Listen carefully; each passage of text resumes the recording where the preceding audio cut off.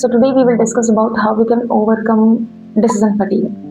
देखो, decision fatigue क्यों होता है हमें, क्योंकि हम एक चीज़ को माइंड में बार बार में थिंक करते रहते हैं, ओवर थिंकिंग बन जाती है वो हमारी, और उस डिसीजन को हम ले ही नहीं पाते हैं, हम सोचते रहते हैं उस सिचुएशन को.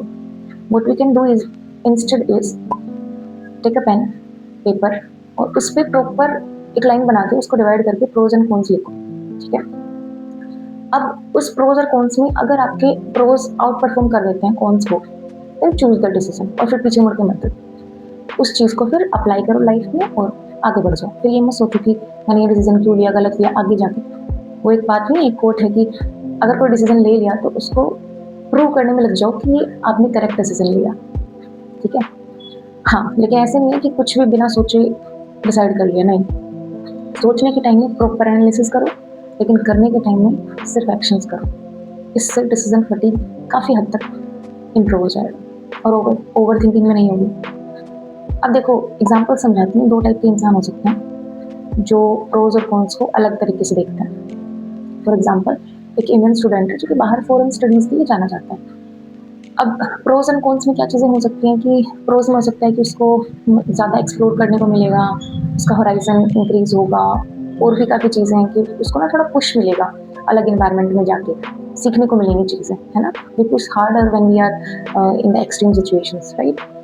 सो कॉन्स क्या हो सकते हैं ऐसे इंसान के लिए कि फैमिली से दूर रहना पड़ेगा, और मतलब फाइनेंशियल भी हो सकते हैं, या फिर दोस्तों से दूर, अपने नेटिव इन्वायरमेंट से दूर, या फिर पता नहीं कभी आप टाइम लगे ना लगे पेरेंट्स को कब विजिट कर पाओगे, उनके नेसेसिटी के टाइम पर आप रहोगे कि नहीं, उनको ज़रूरत है तब आप आ पा रहे हो कि नहीं. All these things matter.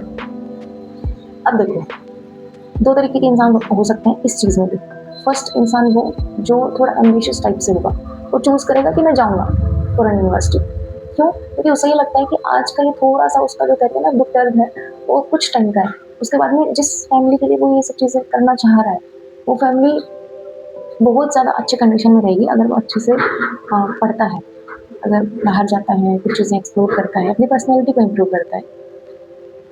लेकिन एक दूसरा इंसान है, उसके लिए कॉन्स ज़्यादा भारी पड़ेंगे कि नहीं, मुझे फैमिली के पास ही रहना है, या फिर मे बी उसकी फैमिली को उसकी ज़रूरत है. That depends. तो ये वही चीज़ है. ज़रूर इसमें मेरे कहने का मतलब ये नहीं है कि आप डिसीज़न क्या ले रहे हो, नहीं, बट डिसीज़न ले रहे हो ये इम्पोर्टेंट है. डिसीज़न ले पाना इज़ अ स्किल.